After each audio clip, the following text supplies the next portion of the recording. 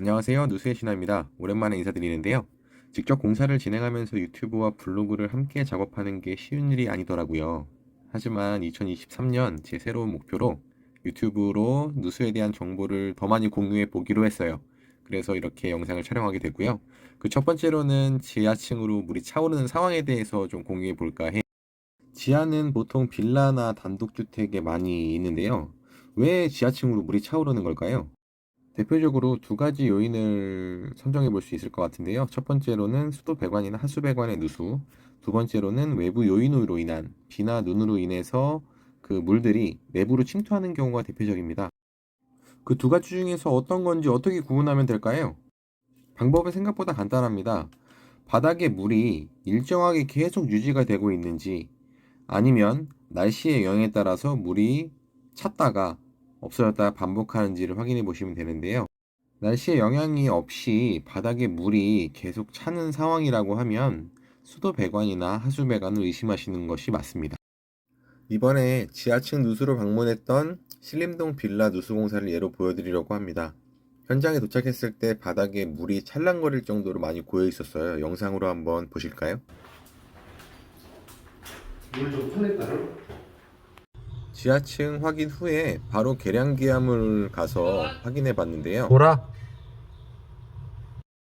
수도 배관에 이상이 있다고 감지했고 수도 배관 검사를 통해서 원인을 찾아보기로 했어요. 보통 직수와 온수를 같이 검사하기 용이한 보일러실에서 주로 검사를 진행을 합니다.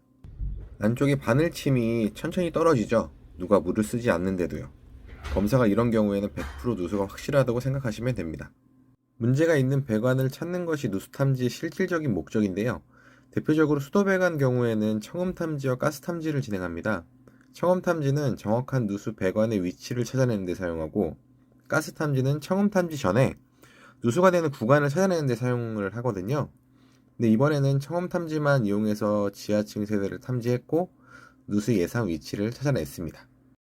누수 예상 부위는 양변기 뒤에 있는 앵글 밸브 밑이었는데요. 굴착해가지고 그 상황을 조금 확인해 봤어요.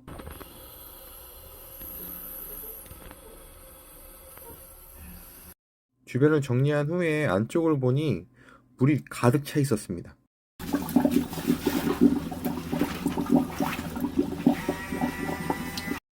바닥에 고인 물은 펌프를 이용해서 제거한 뒤에 수리 작업을 진행했습니다. PB 배관은 연성이 좋아서 잘 휘긴 하는데요. 부속을 사용하지 않으면 누수 부위처럼 문제가 생겨요.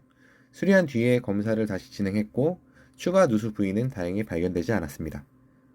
누수 공사로 인해 바닥을 깨낸 자리는 다시 바닥을 가득 메운 뒤에 타일 작업까지 마무리해 드렸어요. 오늘 영상 많이 도움 되셨나요? 궁금한 내용이 추가로 있으시면 댓글로 남겨주세요. 그럼 오늘 하루도 좋은 하루 되시고요.